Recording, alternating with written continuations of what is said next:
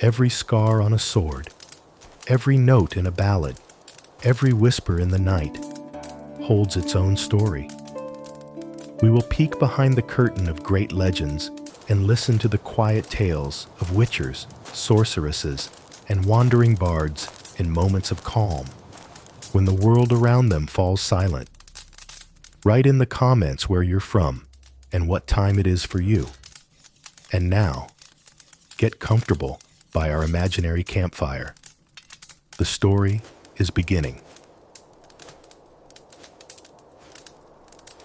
Have you ever paused to truly consider what takes a simple tool, a mere hunk of metal, and elevates it into something profoundly more? What transforms it, not just into an extension of your very being, but into a silent, living companion in a world that, let's be honest, often feels like it's trying to chew you up and spit you out? Picture this, just for a moment, deep within a forest, where the twilight doesn't just fall, it lingers, thick and almost tangible in the ancient air. There's a campfire, just a few embers now, barely a flicker, but still a comforting, breathing presence, casting these long, dancing shadows that seem to stretch and warp. And beside it, a solitary figure sits. The only sounds for miles around are the whispers of the night itself, the soft rustle of leaves, an owl hooting in the distance, maybe the fleeting scramble of some small, unseen creature scurrying through the undergrowth. This, my friends, is Geralt of Rivia, the Witcher, and he's engaged in his age-old, deeply personal ritual. He's tending to his swords. For him, you see, it's not merely a chore. It's not just maintenance. It's a profound meditation, a sacred rite, repeated hundreds, maybe even thousands of times on his unending path. Around him, the night forest stretches out, vast and mysterious, grand in its silent majesty. You can almost taste the cool, damp air, can't you? It smells of rich pine needles, of wet, dark earth, and of that ever-present, comforting campfire smoke. Above, through sparse, jagged gaps in the ancient tree crowns, you catch fleeting glimpses of the bottomless, velvet black sky, absolutely strewn with stars, each one a diamond, brighter, more intensely vibrant than you could ever possibly imagine. The fire's very flames seem alive, don't they? They're dancing, swaying, throwing these bizarre, shifting shadows onto the massive tree trunks, onto the gnarled, exposed roots that snake across the ground, and yes, even onto the Witcher's own face. And Geralt's face, right there, illuminated by the struggling firelight, you see a calmness, an almost serene expression. He's utterly lost in the meticulous process he's dedicated this quiet night to. There's no grimness there, no tension, just pure, absolute focus. He draws the first blade, his steel sword. This one, it doesn't quite get the same fanfare in the ballads and the tales as its more famous silver brother. But make no mistake, it's his rock, his absolute go-to, a faithful, unwavering protector in the world of men. This blade is for the common threats, the bandits lurking on a shadowed road, the enraged beast driven mad by hunger or pain, anyone, in short, who dares to cross a witcher. Steel is reliability. It's raw strength. It's the very, very foundation of his daily survival. Geralt carefully rests the blade on his thigh, a soft piece of leather placed underneath to protect his worn but functional clothing. Then, in his other hand, he picks up a whetstone. His movements are so measured, so deliberate, they just seem to carry the weight of every year he's lived, every brutal battle he's fought, every long, solitary mile he's traveled across the continent. There's no rush, just absolute, almost automatic precision, honed over decades of relentless practice. Then, The first sound that truly breaks the night's hush, beyond the quiet snap of embers, is that unmistakable, piercing shink-shink, shink-shink of the whetstone against steel. It's a rhythm, isn't it?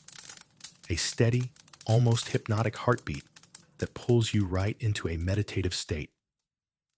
Each time the whetstone glides along the blade, you don't just hear it, you practically feel the sharpness being meticulously restored, that pristine, lethal edge returning to its terrifying glory. The Witcher, he's not rushing. He allows himself to completely dissolve into this almost sacred meditative process. He feels the cold, hard metal under his hand, sensing those subtle vibrations transferring from the stone to the blade, and from the blade right into his own calloused palm.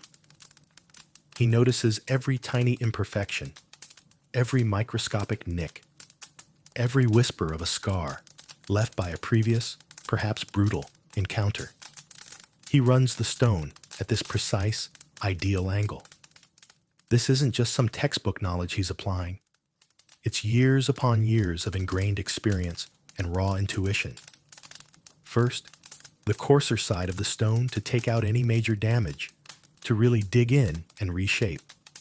Then, he switches seamlessly to the finer side, aiming for that absolutely perfect, razor-sharp edge that can cleave through bone and sinew. This isn't just a mechanical sharpening, mind you. It's more like a profound restoration of the deep, unspoken bond between the Witcher and his weapon, an acknowledgement of their unbreakable loyalty, their shared destiny. It's a quiet, yet incredibly profound dialogue between them. Each precise pass of the whetstone, a phrase spoken in an ancient secret language understood only by these two. And with each precise movement, the blade begins to shimmer brighter, catching the dull, yet strangely lively reflections of the campfire flames, almost as if it's breathing. Those red and orange reflections from the fire, they just dance so softly, don't they? They play on the polished surface of the steel, mirroring in it like water on a perfectly still lake. You can actually see the dullness slowly, almost magically fading away, giving way to that cold, noble, matte sheen that truly marks high-quality steel, forged for a purpose. This isn't just a shine, you know. It's a promise, a silent, deadly promise of strength, of devastating sharpness, of unyielding reliability when it matters most. Once that ideal sharpness is achieved, Geralt carefully sets the whetstone aside. Now comes the cleaning and oiling, just as vital, just as integral a stage of this solemn ritual. He takes a piece of soft, specially prepared cloth, already soaked in a very particular oil. The oil, meant to protect the metal from the elements, has this subtle, pungent, yet somehow deeply pleasant scent that just mingles perfectly with the smoke and the fresh forest air. He begins to wipe the blade, soft, flowing, circular motions. Shh, shh. This sound is totally different, isn't it? Quiet, a gentle rustling, barely audible, almost a whisper, yet it's just as necessary, just as important to the overall symphony of care. The oil spreads evenly across the entire surface of the blade, creating this thin, almost invisible film that seems to just envelop the steel, to become one with it. This film, you understand, it's a shield. It'll protect the sword from insidious moisture, from creeping corrosion, from treacherous, life-shortening rust, from anything that could harm its perfection or shorten its crucial lifespan. The Witcher knows, deep in his bones, that even the slightest, most microscopic speck of rust could cause a fatal failure at the absolute worst possible moment. And that, my friends, simply cannot happen on the path. Geralt brings the blade closer to his extraordinary eyes, inspecting it under the moonlight that somehow pierces through sparse gaps in the dense tree crowns. His eyes, those unusual, vertical-pupiled witcher eyes, they see every tiny detail, every barely perceptible flaw that a normal human would completely miss. He turns the sword, catching the light on each facet, each curve, meticulously checking for any missed spots, any stubborn stains or scratches that need special, individual attention. This is not just a weapon to him, remember? It's an extension of his hand, his life, his very soul. On this blade, you might find faint traces of monster blood, even though the steel sword is primarily for human encounters. But right now, this blade is flawless, impeccably clean, and absolutely ready for new trials. The steel sword is the bedrock, the unshakable basis of his day-to-day survival. It's the sword that slays men, who, let's be brutally honest, are sometimes feared even more than the most terrifying monsters he faces. And precisely for that terrifying reason, it has to be perfect in every single, solitary aspect.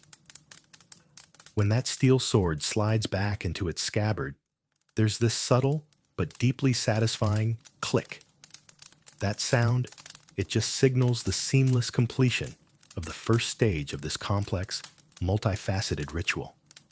It's like it confirms the work is impeccably done. The steel is ready to serve once more, sharpened, cleaned, and protected. Now, the Witcher is ready to move on to the next blade, the one that inspires a particular awe, a very specific, almost mystical respect, the silver sword. The silver sword? Oh, that's a completely different story entirely, isn't it?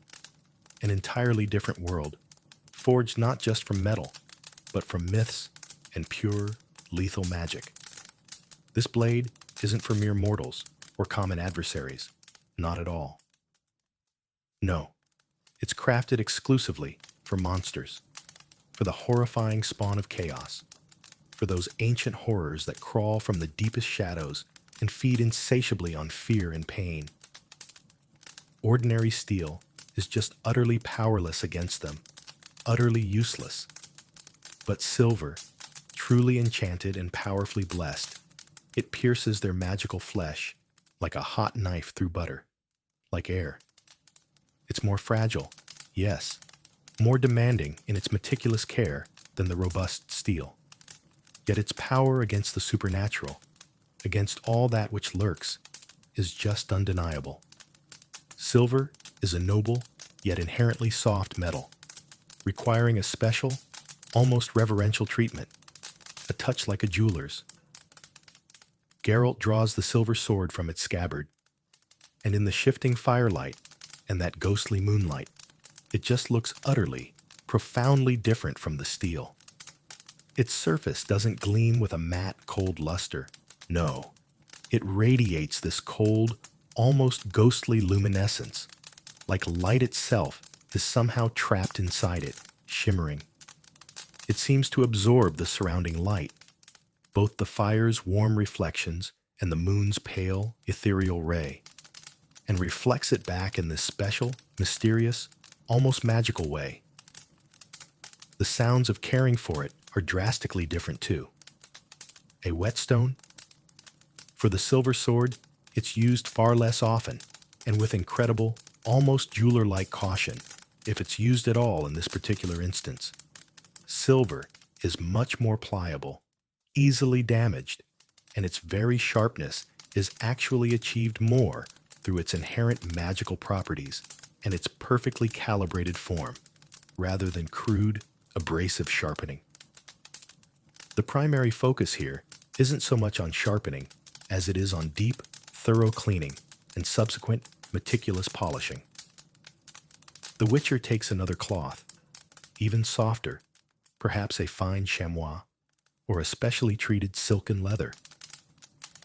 He begins to wipe the blade, carefully, delicately, removing traces of monster blood, of viscous slime, of corrosive venom, or any other unspeakable corruption that might have remained after a recent, potentially lethal encounter with some foul beast. This process, it's more like the careful wiping of a fragile, priceless artifact than the cleaning of a crude combat weapon. The soft rustle of the cloth against the silver, much more delicate and quiet than the previous sound, creates an almost inaudible melody, blending seamlessly with the calm, steady crackle of the campfire. He meticulously examines each mark, each intricate runic symbol engraved deep into the blade, understanding their ancient purpose, their undeniable primal power. Witcher swords, especially the silver ones, they're not just mere pieces of metal carefully forged into a blade, you see. They are complex amalgamations of ancient, forgotten magic, the very highest blacksmithing artistry, and pure, concentrated lethality. This silver blade, it's like a living creature capable of absorbing monstrous energy. It has itself become a source of power, a potent ward against evil, against all things unholy. It's absorbed so much horror and death, so much pain, that it's just inherently a part of this world, yet directed with unwavering purpose against it. Polishing the silver sword is an art in itself, requiring not only skill, but a certain mindset, almost a religious reverence. The Witcher does this unhurriedly, with reverent attention to every single inch of the blade, every etched line. Each pass of the cloth over that silver surface just reveals a new, deeper shade of luminescence, bringing the blade to a perfect, mirror-like sheen. And in it, like the surface of a still mountain lake on a clear night, you can see the distant stars, the bright, flickering tongues of the campfire flame, and even Geralt's own distorted but deeply focused face reflected back at him. This is a moment of profound, deep introspection for him, where he sees in the blade not just a tool for killing, not just a means to an end, but a reflection of his own long, arduous life, his countless, brutal battles, his bitter victories, and his inevitable, painful losses. Because every single fight with a monster is another, sometimes agonizingly difficult, step on this endless, dangerous path he walks. And every scar on his grizzled body, every microscopic scratch on his beloved swords, these aren't just defects, you understand? They are silent, yet eloquently powerful tales of his survival. In this moment of absolute, profound silence, broken only by the subtle, barely there rustle of the breeze in the treetops and the calm, soothing crackle of the campfire, Geralt is fully, completely immersed.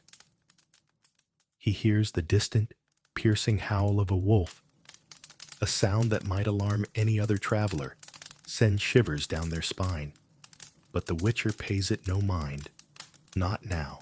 His world has just narrowed to the size of this small circle of light cast by the embers, to the distinct smell of oil and metal, to the precise cool feel of that smooth, polished surface beneath his fingers, roughened by years of relentless work. An amulet, woven from hair and bone, tied to the hilt of the silver sword, quietly jingles with each movement, as if echoing the steady, deep rhythm of his breathing, his very heartbeat. This isn't merely the cleaning of a weapon, not at all. This is a deep recharge, a complete restoration of inner balance.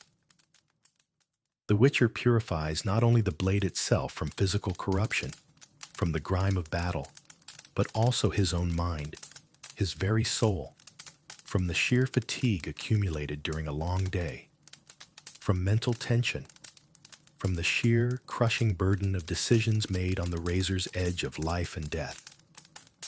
Every sweep, every precise movement of the cloth, it's a step towards inner peace, towards resetting, towards preparing himself, body, and mind for tomorrow's inevitable trials. When both swords are finally ready, polished to absolute perfection, sharp as razors, and securely protected from the harsh, unforgiving elements of the path, Geralt slowly but surely slides the silver blade into the scabbard on his back. Again, that characteristic, soft, yet so familiar and satisfying click sounds. A sound that for the Witcher is just synonymous with order, with readiness, and with absolute safety.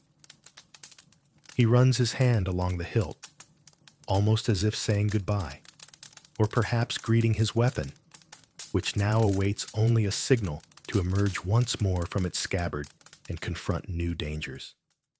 His unusual eyes slowly scan the dark, silent forest, meticulously checking the horizon, scrutinizing every deep shadow, every subtle movement, no matter how small. The night is still deep, still full of secrets, but now he feels completely prepared for any surprise, any turn of fate the world might throw at him. His swords are truly more than just tools for killing. They are profound symbols of his path, his destiny, his unwavering fidelity to an oath given so long ago, to a calling he cannot escape. This ritual of caring for the Witcher's swords, it's not merely a tiresome duty or some quirky whim of an old monster hunter. It's a fundamental part of his very essence, his strictest discipline, ingrained deep within him.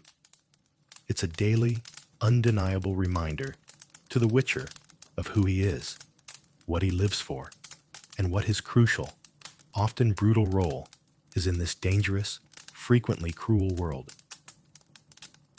Every piercing rasp of the whetstone, every soft, barely perceptible rustle of the oiled cloth, every bright gleam of steel or ghostly shimmer of silver under the moonlight, all of this just confirms his unwavering readiness to face any trials, any monstrous threats the winding and unpredictable path may present. In this simple, day-to-day, repetitive action lies the deepest, centuries-old wisdom. The wisdom to maintain the impeccable sharpness not only of lethal blades, but also the clarity of mind, the acuity of senses, and the unwavering fortitude of spirit. A Witcher, you see, must always be ready for sudden, deadly combat, always mindful of his high and perilous calling. Because every single moment of relaxation, every lapse, can cost a life, and neglecting even the smallest details leads straight to demise. This knowledge, it's forged in the fiery crucible of countless battles, in blood and in sweat, written on his very soul. As he sits by the dying fire, watching the last embers slowly smolder and fade, you can just feel a deep tranquility. Despite all his outward sternness, it descends upon the Witcher after the ritual's completion, like a comforting blanket. This isn't ordinary rest. No, it's more like an inner renewal, a spiritual cleansing. The process of tending to his swords allows him to detach from the day's worries, from the crushing weight of decisions made, from the ever-present burden of loneliness that is the Witcher's constant companion. He mentally replays recent battles, analyzes his own actions, seeks out ways to become even more effective, faster, even more lethal. Every detail matters because lives depend on it, both his own and those he protects, those he's sworn to help, no matter the cost. The quiet, focused whisper of the night becomes his ally, his confidant, and the soothing crackle of the embers, his only conversationalist, his silent companion. The air grows even cooler now, carrying the unmistakable scent that heralds the imminent approach of dawn. Night shadows gradually retreat, melting away, giving way to the first timid rays of light that begin to pierce through the dense tree crowns. painting the eastern sky in soft, ethereal shades of pink and orange. The Witcher inhales deeply, filling his lungs with that fresh, crisp morning air.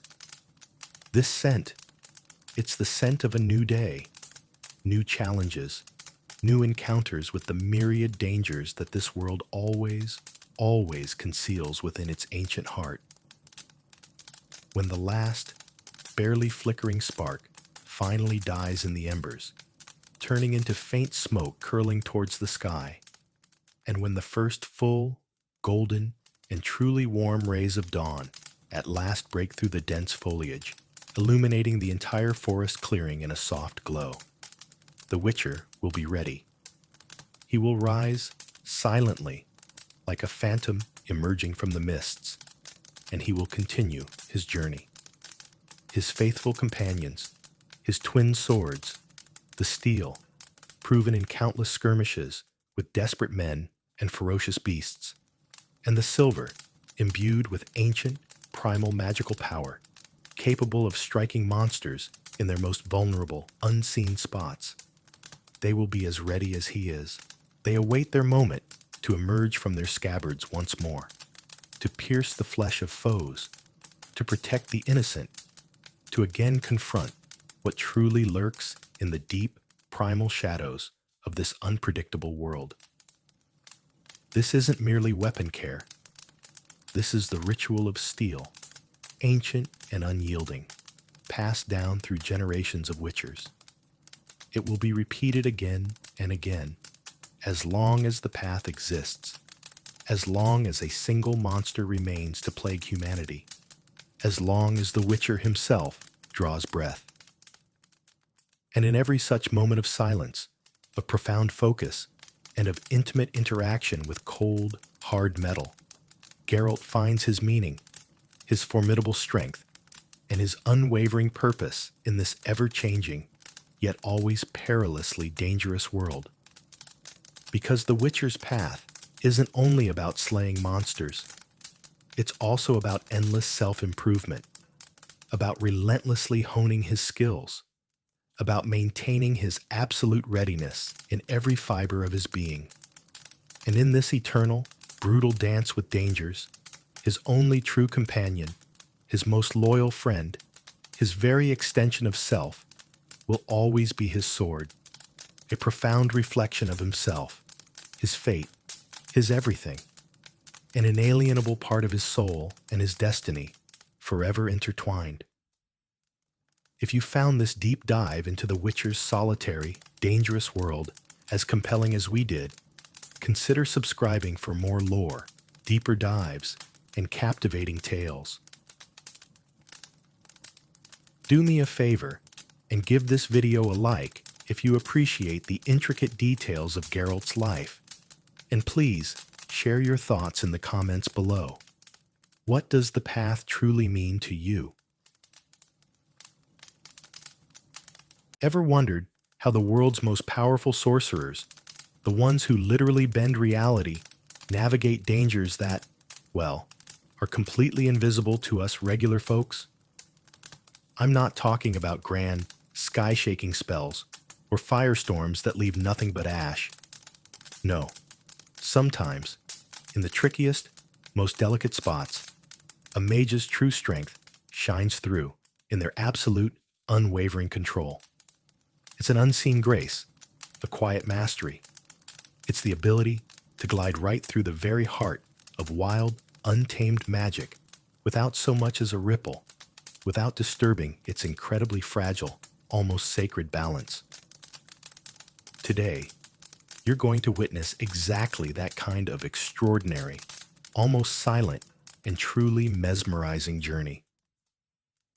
We're diving deep into the Enchanted Forest to track every precise, deliberate step of a sorceress so powerful, she moves through it like a ghost, leaving behind only the faintest whisper of peace and mystery. Now picture this. Not just any forest, okay? This is a living, breathing entity. I mean, truly alive. Ancient trees, covered in moss, their roots digging deep into the earth like colossal veins, feeding this entire green, thriving organism. The air here isn't just fresh. It's thick with the scent of millennia. Damp soil, fallen leaves, rare, fragrant flowers, and something else. Something totally elusive, but you know it's there. It's the raw, pure scent of untamed magic itself. Every single sunbeam slicing through that dense canopy feels like it's carrying an ancient secret. Every little rustle of leaves, a whisper from history, and it's into this realm of pure antiquity and sorcery that Yennefer of Vengerberg steps. And believe me, her arrival, no thunder, no lightning, none of that dramatic stuff. Quite the opposite, actually. It's the very definition of silence, of honed discipline, of absolute unshakable control. Her movements, well, they're unhurried, not slow, because she's hesitating, but measured, every single step. Whether it's on soft moss or those damp fallen leaves, feels calibrated to the millimeter. It's almost like she's dancing to some invisible symphony composed by nature itself. Around her slender frame, there's this soft, barely noticeable violet glow. Now, this isn't some bright, blinding light, okay? Not the kind that screams, "Look at me." No, it's more like a delicate aura, a sheer gossamer veil. It pulses, in perfect sync with her own inner rhythm. It's not for showing off her power. It's purely for protection. And, interestingly enough, isolation. And this shield? Oh, it's not just some basic energy barrier that'll deflect a sword or soak up a fireball. No, no, no. This is something far more subtle, far more intricate. Think of it like an invisible but absolutely impenetrable membrane. It's woven from pure, unyielding will and, honestly, centuries of magical might. What's amazing is it doesn't fight its surroundings. Instead, it interacts with them on a level that's just, well, it's simply beyond our normal sight. It doesn't just repel things. It gently bypasses them. It slides over the surface of reality around her, carving out this personal, serene space right there in the very core of wild magic. And believe me when I tell you, this personal space, it is absolutely necessary, because the Enchanted Forest, as beautiful as it looks, is absolutely teeming with all sorts of curious entities. I mean, you've got tiny glowing lights dancing through the trees, whimsical shadows gliding across the ground, invisible spirits, elves, dryads, and honestly, even creatures far, far more ancient and powerful than that. They all live here. A lot of them are harmless. Others are just curious. But some are outright hostile. Yet, to Yennefer, they pose zero threat. Her violet aura, this cloak of hers, acts like this flawlessly tuned mechanism, a perfectly calibrated field of repulsion. Curious spirits, drawn in by that strong magical aura, they just drift towards her, almost like moths to a flame. They touch the barrier, they try to get through, but they simply can't. And what's wild to think about is that this happens completely silently. Not a single ripple of energy, no visible disturbance whatsoever. Imagine a fish swimming up to the glass of an aquarium. Its movements are silent, right? No sound. And it can't get through that invisible but totally real barrier. That's exactly how these spirits interact with Yennefer's shield. They just glide across its surface, like water over polished stone, and then they quietly, silently retreat, leaving her in complete, utter peace. This sight, which to any ordinary person would look like an absolute miracle, is for Yennefer just a routine. A routine honed to perfection, the result of years and years of training, and a profound, deep understanding of magic itself. And what about the sounds of the forest, you might be wondering? Because, let's be honest, A forest is a symphony, isn't it? Rustles, crackles, birdsong, the wind whispering through the leaves. Well, imagine a world where all those sounds are muffled, as if you're not just underwater, but actually behind a really thick, soundproof wall. The rustle of fallen leaves beneath her feet, the barely audible snap of a branch that might fall from above, the distant, almost otherworldly cry of a bird of prey, or that lulling whisper of the wind sweeping through the crowns of those ancient trees. All of this reaches Yennefer, but in this incredibly softened, indistinct, almost unreal form. It's not absolute, ringing silence. No, it's more like a unique acoustic filter, letting only this muted echo of the outside world pass through. And that, my friends, lets her maintain absolute concentration, completely undisturbed by any sudden sharp sounds that could, disrupt her inner peace and break that perfectly calibrated rhythm of movement.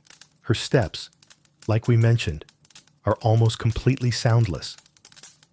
She treads on damp, cool moss, on soft cushions of fallen leaves, on these twisted, snake-like roots that weave themselves beneath her feet.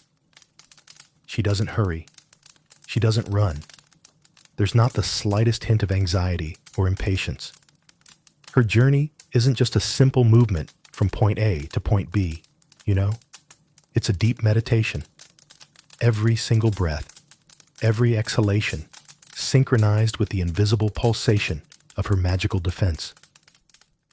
Yennefer's eyes, always so attentive and keen, almost like a predator's, hold no trace of fear. Only the unshakable calm of an observer who sees the world in all its raw manifestations, but somehow remains perfectly detached. She notices every tiny detail.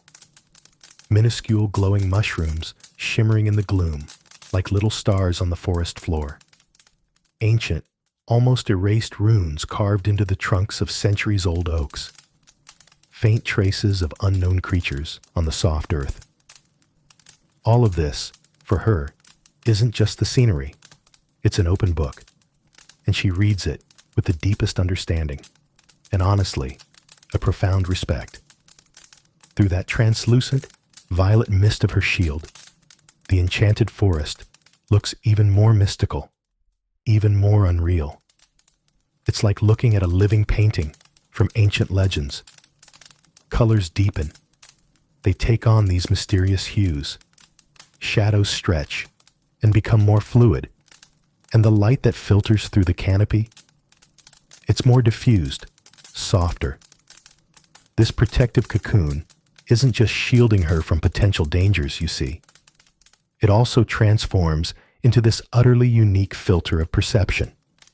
It simultaneously distorts and amplifies her sensations, turning what would seem like an ordinary walk into something truly otherworldly, almost timeless. Every rustle, every glint of light, every shadow, it all takes on a new, profound meaning. And you just watch as she glides past these century-old ferns, their feathery, damp fronds almost touching her shield, then gently pulling away. Not a trace, not a single drop of moisture left on its surface. It's incredible.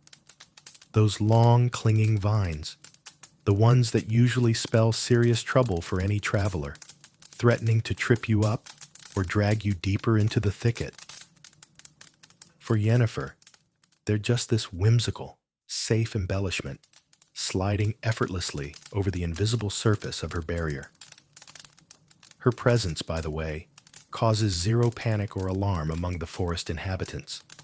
Small animals, usually super timid, they pause for a moment, sensing this unusual, unfamiliar presence, but then they just continue their activities. It's like Yennefer is just another strange, but not disruptive, natural phenomenon. They sense her magic, absolutely, but it's not aggressive. It doesn't invade their world. It just glides peacefully right through it. time in the Enchanted Forest. You know, it just flows differently than in the outside world. Hours here can feel like mere moments, and moments, they stretch into entire epochs. The sun, when it does break through that unbelievably dense canopy of trees, which pretty much hides the whole sky, it paints these whimsical, constantly shifting patterns on the forest floor, transforming the entire scene every few minutes. Yennefer, though, she's completely immersed in her meditation of movement, seems to pay no attention to any of these changes. Her path is this direct, relentless line, guided by some inner map, an unseen intuition, and an unshakable will towards a goal that lies far beyond this magical realm. She just moves forward, never for a single second distracted from her mission. Here's the thing. With each new step, her aura doesn't weaken at all. Quite the opposite, actually. It seems to grow stronger, almost nourished by the very essence of the forest's magic, which she so skillfully, so delicately, bends to her will. This isn't a confrontation, you guys.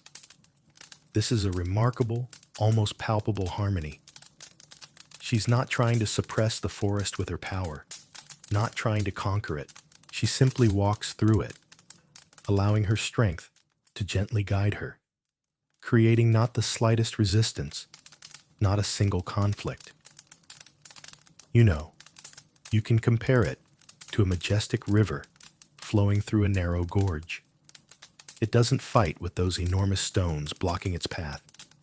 It just smoothly curves around them, finds its way, relentlessly and calmly moving forward toward its ultimate goal. Now and then, she'll stop, but it's not to rest or to check a map. These pauses are just for a moment, literally a few breaths. She does this to let herself truly absorb, to feel, to genuinely sense the atmosphere of this ancient, magical place. Her gaze sweeps over the highest treetops that seem to scrape the sky itself, over winding, silvery river streams, over these tiny but incredibly picturesque waterfalls tumbling from moss-covered, millennia-old stones. In moments like these, that violet glow around her seems to do more than just pulse. It becomes almost alive, like it's breathing, expanding and contracting in unison with the enchanted forest itself. This isn't just a spell anymore, you realize. It's a part of her, an extension of her will, the living embodiment of her deepest understanding of the world. So, think about it. Moving through a forest this saturated with magic, it doesn't just demand immense, untamed power. Oh no. It also takes incredible mental fortitude, maintaining this incredibly complex shield, constantly interacting with its environment, simultaneously repelling some magical manifestations and embracing others, finely tuning to constantly shifting energy flows. That, my friends, is an immense strain on both body and mind. But Yennefer, she's trained precisely for this. Her will is like steel, tempered by 1,000 trials. Her mind is an unshakable rock, totally impervious to doubt or fatigue. Not a single wrinkle of weariness appears on her flawless face. Her movements remain as fluid, as graceful, and as utterly controlled as they were the very first moment she stepped into this enchanted thicket. And then, in some spots, the forest gets even denser, even darker, almost impenetrable, honestly. The damp air here isn't just saturated with the scent of earth and wet wood. There's also this elusive, sweetish note. It's the pure, concentrated aroma of wild, primal magic, and it feels almost physical in these areas. In these parts, the sheer number of spirits and other magical entities goes up significantly. Their attempts to get through Yennefer's shield become a little more persistent, their touches a bit more perceptible to the barrier, but still, just as futile. just as fruitless.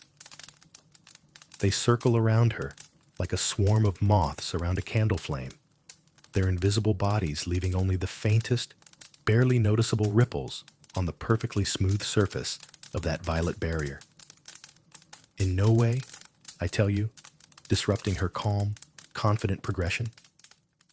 Eventually, daylight gives way to twilight, and then deep, deep night. The moon, if you can even glimpse it through that incredibly dense, multi-layered canopy of trees, casts these silvery gleams. And when they pass through Yennefer's violet shield, they take on an even more otherworldly, almost cosmic, lilac hue. The journey just continues under the cover of night, and only the soft, steady glow of her magical protection illuminates her path, creating this small, but utterly safe and tranquil oasis right there around her, amidst the endless forest darkness. Honestly, it feels like this forest has no end, like it stretches for thousands of miles in every direction, an entire world unto itself. But, you know, every story has its logical conclusion, and every journey, however long and mesmerizing, has its inevitable end. Slowly, almost imperceptibly, the enchanted forest starts to change. The trees become sparser. Their mighty crowns no longer interlock so tightly overhead, allowing more light to actually reach the ground. The magic, which until now felt like this dense, almost tangible mist, it's not as concentrated in the air anymore. Its vibrations gradually weaken, becoming a barely perceptible, almost background sensation, like a distant, fading bell. You see that violet glow around Yennefer? It starts to pulse softly, almost like it's preparing for a change, for a transformation of its state. This isn't a sign of weakening power or exhaustion, not at all. It's more like a shift in the shield's operating mode, a preparation for exiting this zone of super-saturated magic. She takes her last few steps on that damp, mossy ground, and then suddenly, a wide clearing opens up before her. It's not a sharp, clearly defined boundary, you know? It's a smooth, harmonious transition. Ancient magical trees give way to younger, ordinary groves, and that dense, mystical atmosphere of the enchanted forest is replaced by fresh, clean air, filled with the familiar scents of field herbs and flowers. She steps out from the forest's cover, taking one last final step on its very edge. That violet glow, the one that's been her loyal, invisible companion throughout this whole long journey, it just softly and silently dissolves into the air, like the lightest mist, leaving absolutely no trace behind. The muffled silence that surrounded her inside that magic barrier, it gives way instantly to the natural sounds of the surrounding world, no longer muffled or distorted, but pure, clear, and voluminous. She feels a gentle breeze on her skin, distinctly hears the rustling of tree leaves, now unmuted and real, the clear, ringing chirp of birds, the chirping of insects. The world around her just snaps back into its usual familiar contours, its usual familiar sounds and aromas. Yennefer stops right at the very edge of the forest, pausing there for a few moments. She slowly looks back to where she just came from. The forest, which just moments ago felt like this living, breathing, magic-saturated entity to her, now looks like, well, just a vast expanse of trees, hiding its countless secrets deep within its impenetrable thickets. But for her, this forest will forever remain something so much greater. It was a trial, you know. A trial passed with incredible dignity, with such refined mastery, with absolute control over her powers, and, most importantly, over herself. She didn't fight it. She didn't try to conquer it or destroy it. She simply passed through it, becoming for a short time a part of it, its shadow, its silent yet incredibly powerful guest. So, dear friends, this, right here, is how true masters of magic operate. It's not with brute force, but with elegance and subtlety. It's not with chaos and destruction, but with order and the careful creation of a safe path.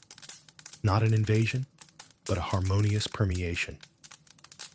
Yennefer's journey through the Enchanted Forest isn't just a story about moving from one place to another. Oh no, it's a powerful reminder that the deepest, most unfathomable power sometimes, just sometimes, shows up in the quietest, most inconspicuous ways. It's in the ability to be so perfectly in tune with the world around you that even its most dangerous and wildest manifestations simply cannot disturb your inner peace, your concentration.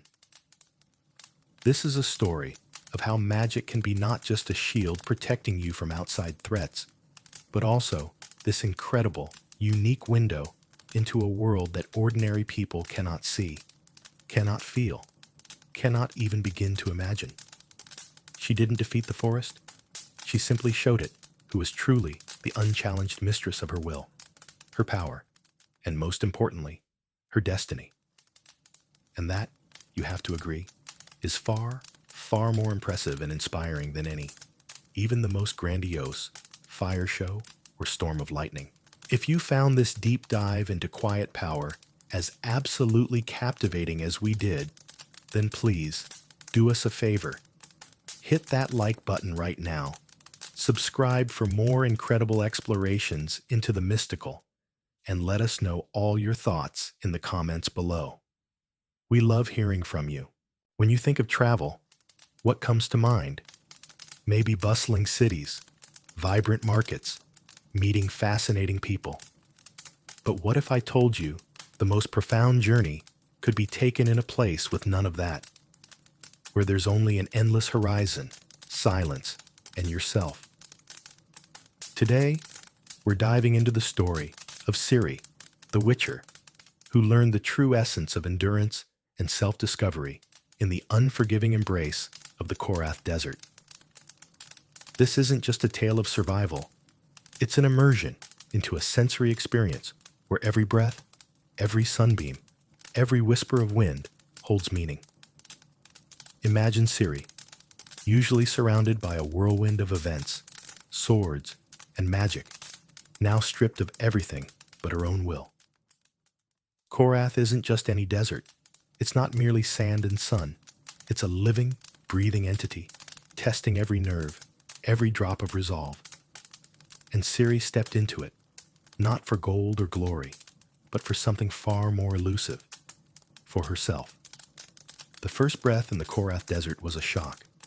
Air, white hot, seared the lungs, feeling dry as dust, heavy as molten lead. The sun, hanging at its zenith, wasn't just a light source. It was a merciless eye, scorching skin, penetrating to the very bones. Horizon after horizon, the gaze met only one thing: dunes.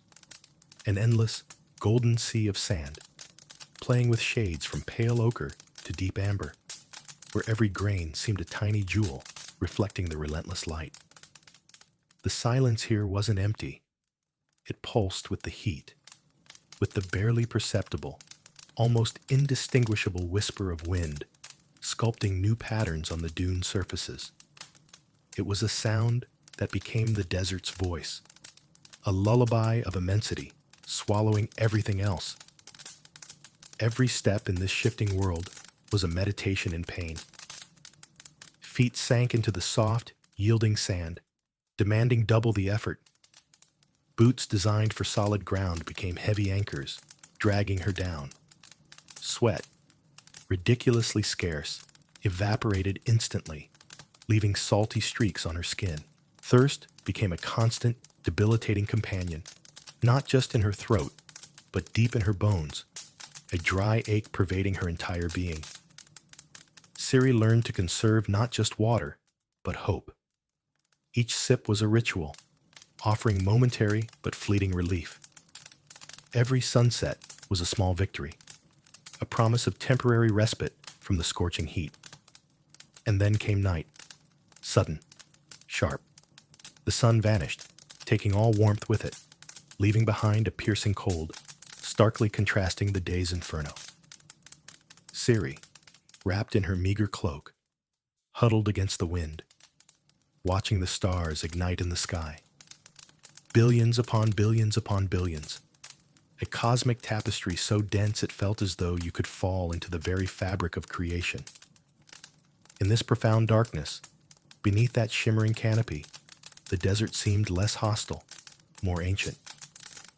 It was then, at the edge of her vision, a flicker arose, not a heat haze mirage, but something ethereal. It was a silent presence, not a mirage, for it had substance, a soft luminescence.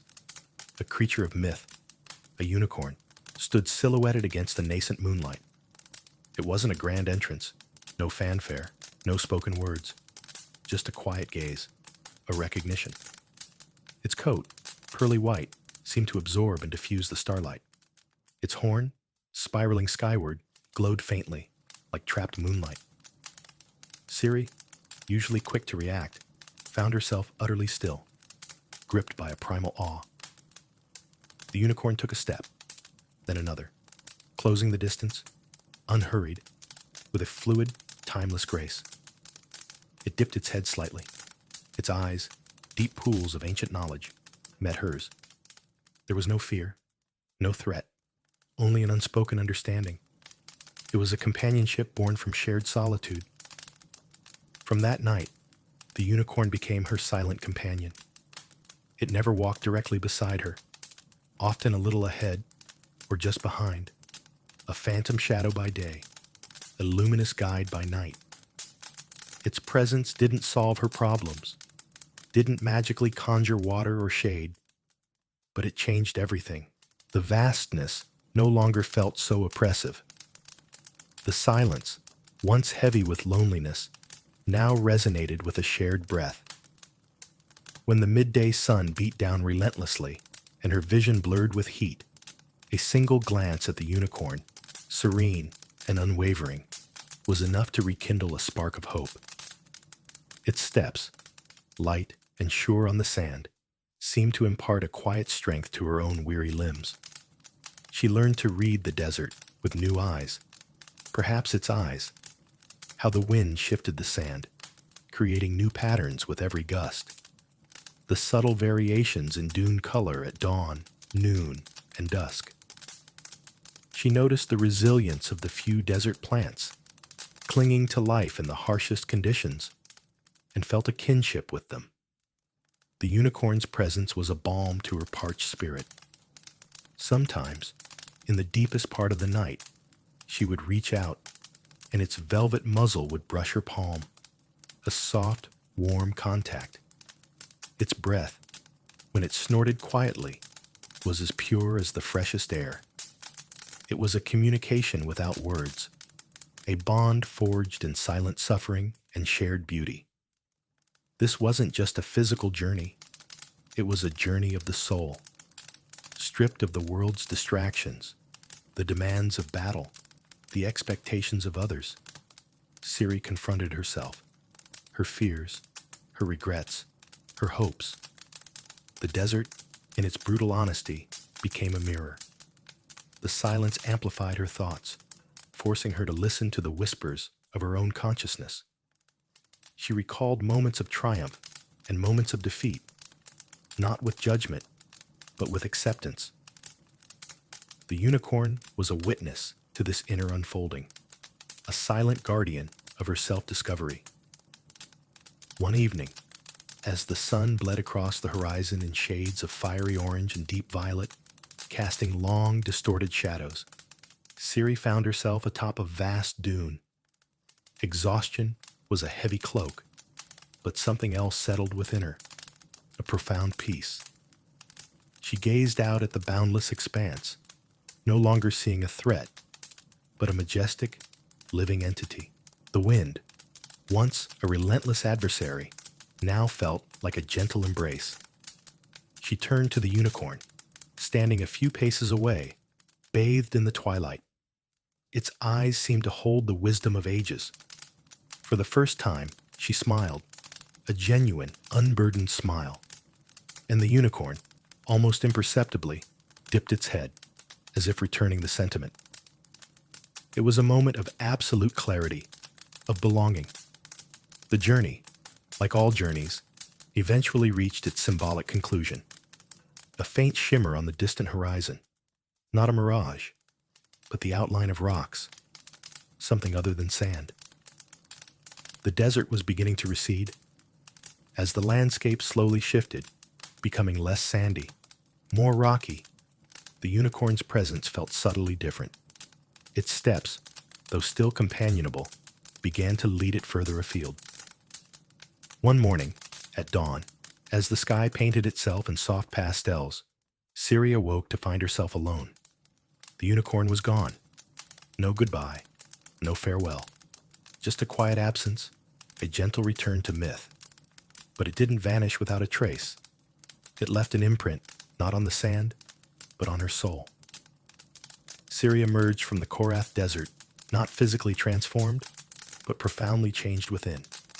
The desert, with its searing heat and biting cold, its endless silence and shifting sands, had been her crucible. And the unicorn, her silent guide, had been the catalyst. It taught her that strength isn't just about wielding a sword, but about enduring, finding peace in solitude, understanding the power of unseen connections. It showed her that even in the most desolate places, magic can exist, not as a spectacle, but as a quiet, comforting presence. Her journey through Korath stands as a testament to human resilience, the stark beauty of a desolate landscape, and the enduring magic of the world, if only we are open enough to hear its whispers, even those carried by the wind over endless dunes. What does your desert look like? What silent companions await you on your own journey of self-discovery? Leave a comment below and let us know. And if you found this journey as captivating as we did, hit that like button and subscribe for more deep dives into fascinating tales. Have you ever wondered what happens within the walls of Kaer Morhen when the sun dips below the jagged peaks of the Gordons and the harsh winds of the north subside, giving way to the quiet of the night? Usually, we picture training grounds, the clang of swords, the shouts of instructors, and the grunts of young witchers honing their skills. But there's another side, less noisy, yet no less important. A side where heavy physical labor gives way to meticulous, almost meditative work. This is the quiet world of the workshop, where one of Vesemir's many evenings unfolds, he the oldest and wisest of all living witchers. Imagine this. Twilight has fully enveloped Kaer Morhen, and only sparse lights pierce through the fortress's stone embrasures. Somewhere deep inside, at the very heart of the castle, beneath thick arches, flickers the light of a single oil lamp. The scent of damp stone mingles with something warmer, more alive. The aroma of freshly planed wood, the acrid dust from the sharpening stone, and a faint, metallic scent of steel mixed with grease. It is here, in his sanctum sanctorum, that Vesemir spends his evenings, once the training day is done, and the apprentices are lost in well-deserved rest or their humble evening routines. The workshop is not merely a tool shed or a repair shop. It's the very heart of the training process, hidden from prying eyes, yet absolutely essential. For no witcher, not even the most talented, can truly develop without proper gear. And who understands this better than Vesemir?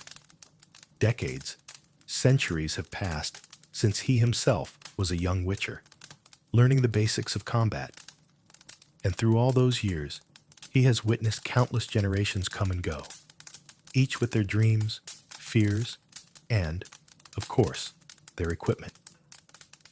And here he is, Vesemir, not the stern instructor, barking commands on the training ground, nor the elder, sharing wisdom by the hearth.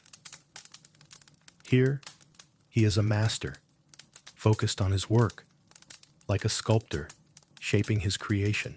His movements are fluid, measured, honed by centuries of practice.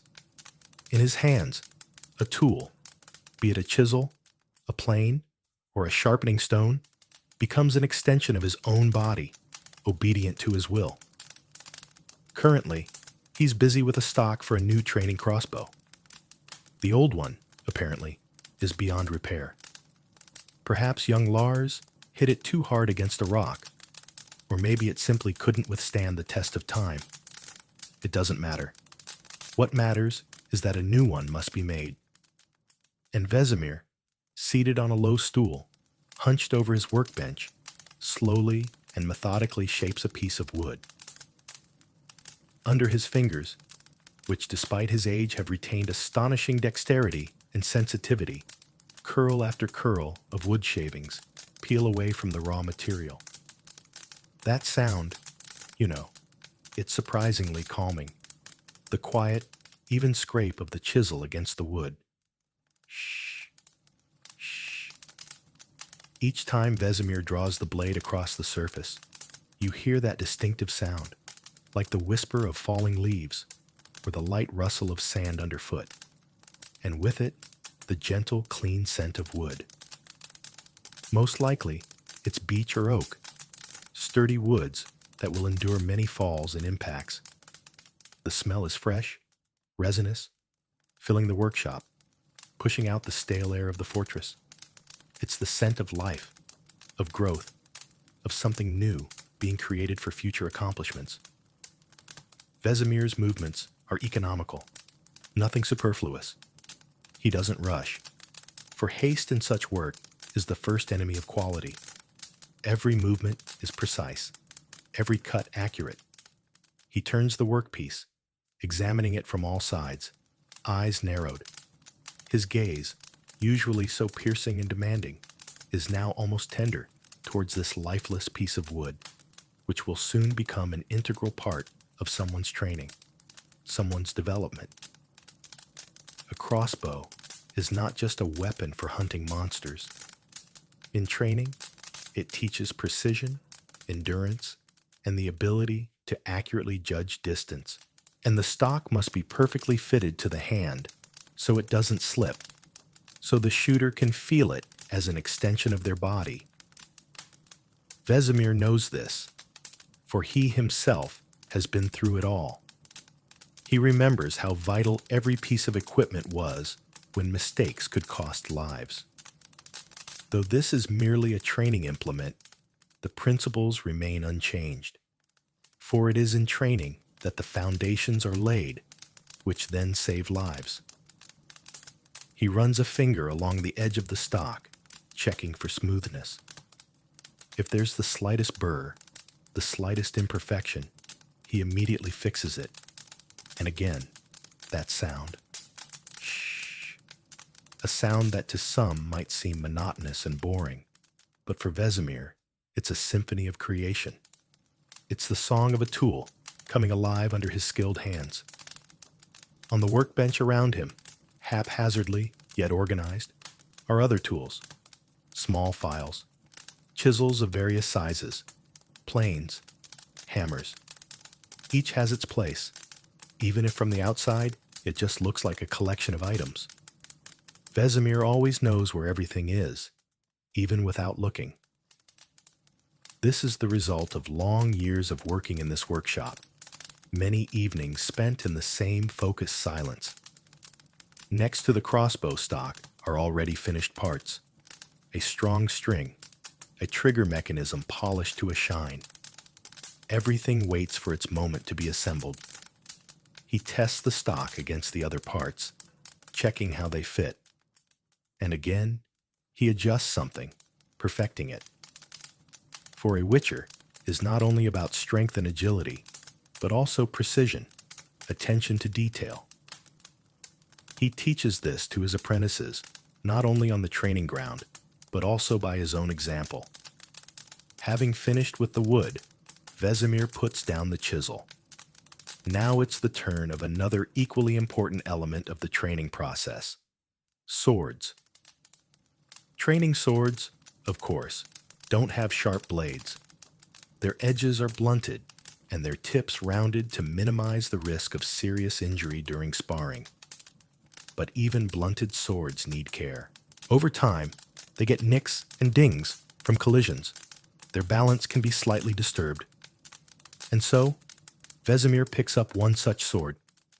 This sword might have belonged to Aveline, or Yor, or... He doesn't remember all the names, but he remembers every sword, its weight, its character.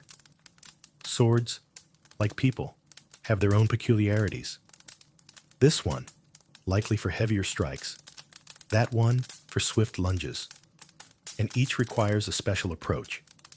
He takes out a sharpening stone, not the one used to sharpen combat blades to razor sharpness, but a special one for polishing and removing imperfections. Vesemir wets the stone with water from a small wooden mug. Drop by drop, the water soaks into the porous surface, making it even more effective. And again, a sound. But this time, it's completely different. Sure. The slow, even glide of steel against the wet stone. This sound is lower, rougher than the scrape of a chisel on wood. It's full of metal, friction, struggle. It recalls battles, training, the endless fight of witchers against the surrounding world. And in the air, a distinctive, slightly acrid smell appears. The smell of steel, abrading against stone, mixed with the scent of damp dust. It's the smell of labor that creates something strong and reliable from something dull and damaged. Vesemir holds the sword with both hands, drawing the blade across the stone at the correct angle. His eyes are focused on the point of contact. He feels every slightest change in the metal surface, every bump, every dent. He is not just sharpening, he is restoring. Restoring balance, restoring form. Why? You might ask. Meticulously care for training swords that will never draw monster blood? The answer is simple. Habit. A habit of quality. A habit of perfection. A young witcher must understand from the very beginning that his tools are an extension of himself. He must learn to value them, care for them, feel them.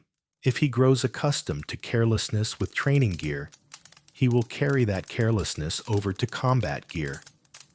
And when hunting a monster, even the slightest inaccuracy, the slightest neglect of detail, can cost him his life. Vesemir knows this all too well. He has lost too many young witchers to allow for such an error in teaching. Each pass over the stone is accompanied by that characteristic sound. Vesemir turns the sword over, working on the other side. Then he turns it again. His movements are cyclic, repeating over and over. In this repetition, there is something deeply calming, almost hypnotic. It is the rhythm of labor that bears fruit. Under his hands, the metal becomes smoother, the nicks disappear, and the sword regains its original appearance. Sometimes he stops, wipes the sword with a cloth, and examines it. He runs a finger along the blunted edge, checking for roughness. If something is amiss, he returns to the stone. Perfection is his standard, not only for himself, but also for those he teaches. Think of the number of swords that have passed through his hands over the long years. Thousands.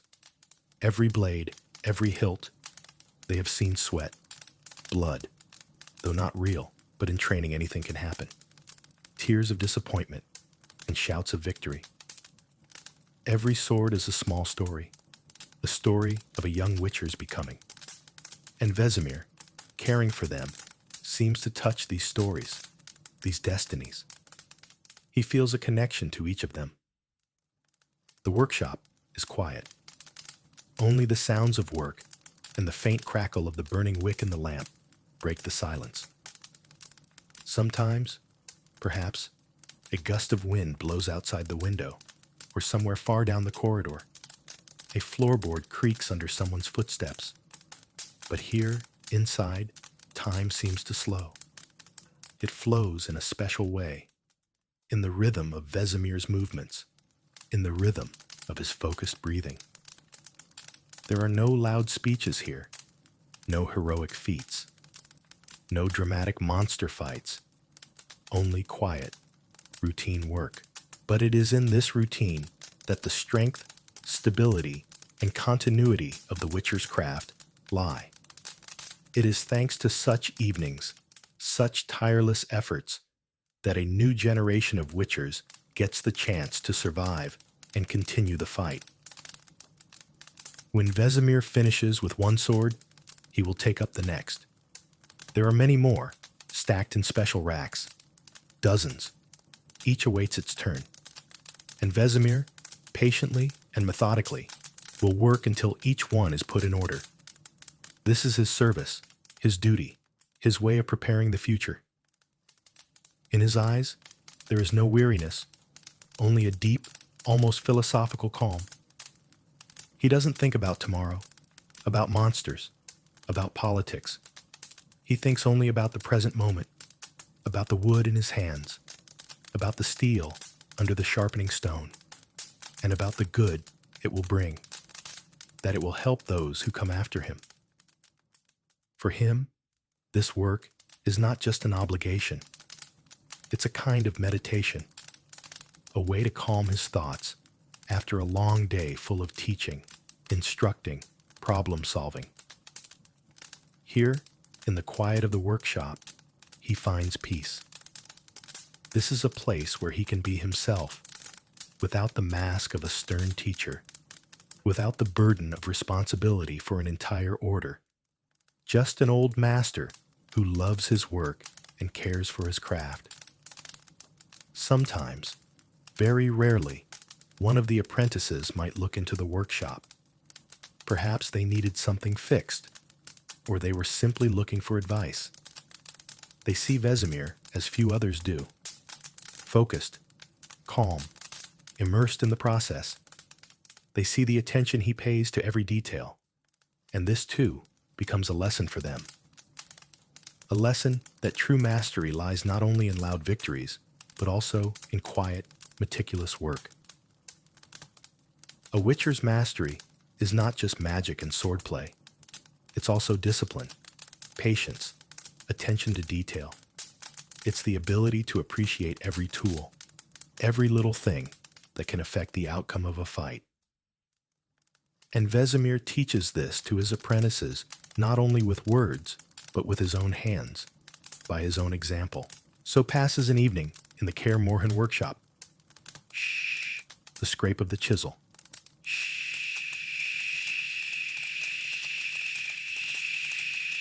Shirk, the grind of the sharpening stone, the smells of wood and metal, the simple satisfaction of preparing tools for the next generation. These are not loud stories that will make it into ballads, but they are the stories that make ballads possible. This is the foundation upon which everything else is built.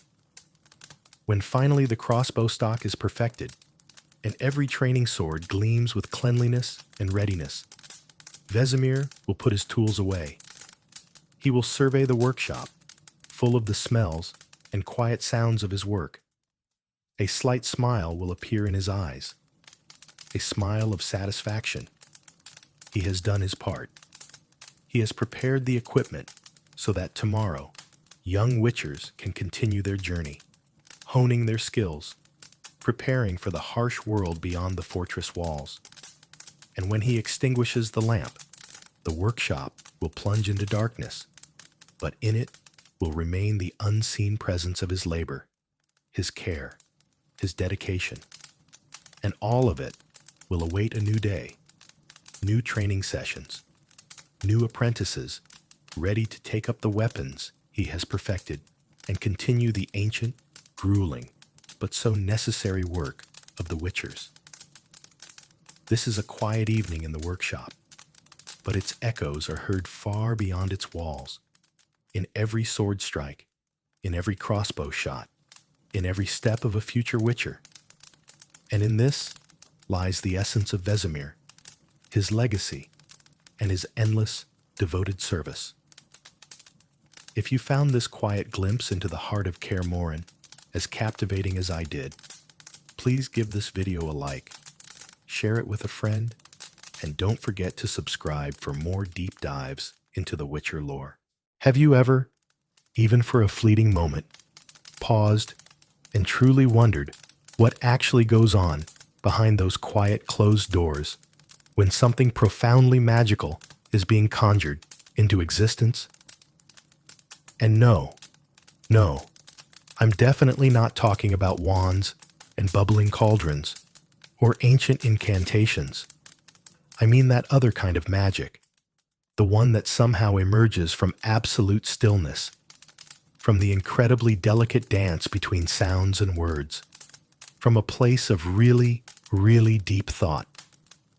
Today, my friends, we're going to pull back the curtain just a tiny bit and take a very intimate peek at what is arguably the most crucial and honestly the most vulnerable moment in any true creator's life: the actual, down and dirty process of creation itself.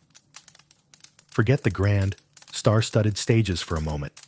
Forget the roaring crowds and the dazzling spotlights.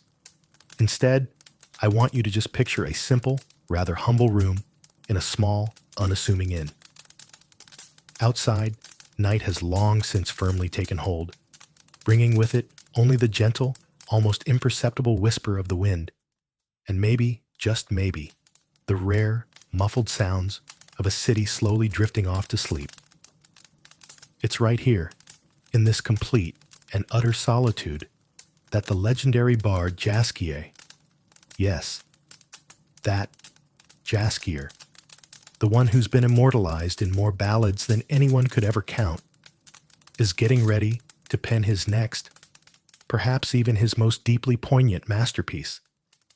Now, about the light in this room, it's just so incredibly soft, almost shy, really. It's coming from a single wax candle, perched quite simply on a plain wooden table. Its gentle golden flame casts these absolutely beautiful, flickering, dancing shadows onto the rough wooden beams of the low ceiling and across the plastered walls. You can almost smell it, can't you? A faint, subtle aroma of melting wax, of old, well-loved paper, and something just profoundly homely, deeply comforting, just hanging there in the air, you know? Jaskier himself is hunched over that table, his famously flamboyant doublet nowhere in sight today. Instead, he's just wearing a simple, comfortable shirt. His curls, which are usually so meticulously styled and perfect, are now falling freely onto his shoulders, a few strands even brushing the very tip of his nose. A tiny distraction he seems to pay absolutely no mind to whatsoever. His gaze is completely miles away, focused, his thoughts undeniably lost in some distant, deeply personal realm. First things first, and this is important, he reaches for his lute. This isn't just an instrument, you have to understand. For him, it's a loyal companion, a silent witness to countless triumphs, and, let's be honest, quite a few bitter, crushing defeats. He holds it in his hands, feeling the familiar, smooth polish of the wood, a warmth that feels like it's just soaked right into the instrument over the years. His fingers, almost without conscious thought, instinctively glide gently over the strings, meticulously checking their tension. And the sound he produces now? It's utterly unlike his usual loud, bravura chords, the ones you hear echoing in taverns. These are quiet, muted, almost timid notes, barely a whisper. He begins to meticulously tune the instrument. With his left hand, he carefully, oh so meticulously, turns the pegs. With his right, he plucks the strings one by one, listening to each and every sound with astonishing, almost unsettling concentration. Every slight, gentle touch to that peg, every tiny fractional turn, shifts the pitch of the note. He's searching, you see, for that perfect resonance, for the strings to truly sing in unison, for their individual voices to blend into one pure, utterly harmonious melody. It's a slow, almost meditative process. You can practically hear the subtle creak of the pegs, the soft, ringing echo of each string, then a dull, deeply satisfied thud as it hits just the right, perfect pitch.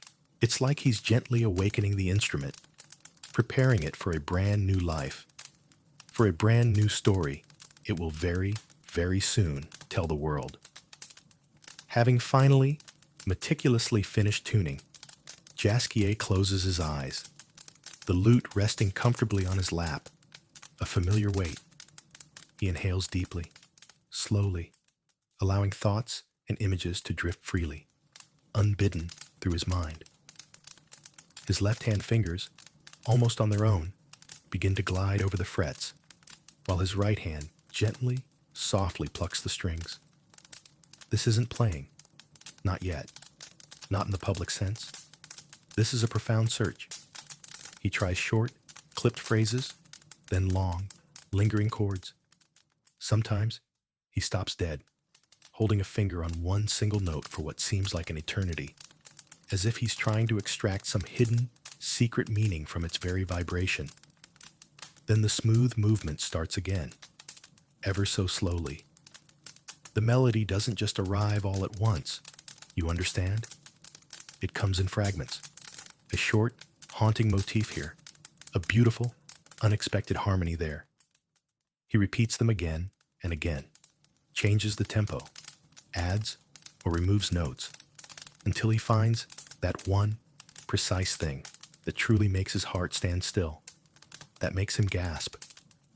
Sometimes it's just a few notes, but those few notes already carry the entire seed of a future ballad, its entire emotional core, its very soul.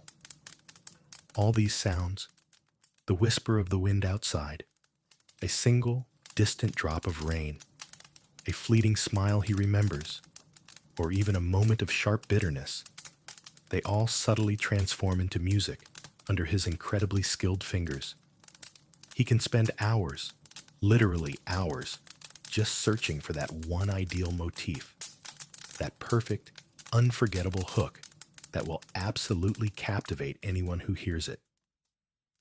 You see that deep, deep satisfaction reflected in his eyes when he finally finds that one unmistakable fragment that will form the very foundation of the entire composition. He plays it a few more times, committing it deeply to memory, allowing it to take root deep, deep in his soul. Once that melody truly starts to take recognizable shape, once it has a pulse, Jaskier reaches for his quill and a clean, pristine sheet of parchment. This sheet, so smooth and utterly unsullied, will very, very soon be filled with a whole new story, an entire universe. He dips the quill into the inkwell. A single, perfect drop of ink hangs on the tip for a moment, then softly, delicately, settles onto the surface of the paper. Now begins another process, one no less complex, but often, dare I say, far more agonizing. The desperate, relentless search for the perfect words. He doesn't just write. You have to understand. He sifts through thousands, perhaps tens of thousands of words in his mind, desperately searching for the precise ones, the exact ones that can convey the full, unimaginable depth of the melody, its countless nuances, its ever-changing moods. He writes the first line, then the second. Sometimes, oh sometimes, the words just flow, like a magnificent, unstoppable waterfall, pouring onto the page, almost faster than he can write. And then, other times, he sits there for what feels like an eternity, absolutely staring at the parchment, chewing on the very tip of his quill, agonizingly picking out synonyms, rearranging words, one painful, painstaking one at a time. It's a struggle. The rhythmic scratch of the quill on parchment now fills the quiet room. It's the unique, almost mesmerizing sound of pure, concentrated work. The tangible sound of thought transforming itself into a letter, and then into a word, a line, a stanza. Each letter is formed with such care, such deliberate thought. Each line a small, hard-won victory over the intimidating, blank whiteness of the page. He reads what he has written aloud, in a mere whisper, listening intently, critically, to the rhythm, to the very sound of each word as it leaves his lips. Sometimes he frowns, clearly, deeply dissatisfied with the result. A crumpled sheet of paper goes flying into the corner of the room. Another failed attempt, another frustrating, crushing dead end. But Jaskier doesn't give up, not ever. He picks up a fresh sheet and starts again, sometimes even leaving the melody completely for a moment, immersing himself fully in the relentless, exhausting search for that absolutely perfect metaphor, the most precise, the most evocative epithet imaginable. And the search for rhyme? Ah, my friends, that's a separate art form entirely. One Jaskier has clearly mastered to absolute mind-boggling perfection. It's not just about a simple consonance of endings, you see. It's a sophisticated, graceful dance of meanings, where one word elegantly leads to another, creating brand new images, subtly deepening the entire narrative. He speaks words aloud, tries countless different combinations, changes the order until he finds that one, truly perfect pair that not only sounds incredibly beautiful, but also profoundly enhances the meaning, giving the line an extra, rich layer of depth. It's like a complex, intricate game of chess with words, where every single move must be precise, thought out down to the absolute smallest, most minute detail. When he finds such a rhyme, a genuine, wide smile slowly spreads across his face, his eyes lighting up with a special, almost ethereal creative fire. It's a moment of pure, unadulterated, utter satisfaction. Hours fly by, completely unnoticed, melting away into the night. The candle slowly, inexorably burns down, its flame growing lower and lower, the shadows stretching longer and more whimsical across the walls, performing their own quiet dance. But Jaskier pays absolutely no mind to the relentless passage of time. He is utterly, completely absorbed in his work. He seamlessly shifts from music to words, from words back to music, a fluid, beautiful cycle. A melody can inspire a line, and a line, in turn, can subtly change the melody, giving it an entirely new mood, a new feeling, a different heartbeat. He plays the written verses on his lute, listening intently to how they sound together, how harmoniously the words lay upon the notes. If something isn't quite right, if a note jars, if a word feels out of place, he returns to the parchment, crosses out, rewrites, reworks tirelessly, relentlessly. His quill rapidly glides across the paper, leaving behind elegant flourishes, urgent corrections, hurried notes, a record of his frenzied thoughts. Some words are crossed out so fiercely, so passionately, that the ink actually bleeds right through the parchment, a testament to his emotional investment.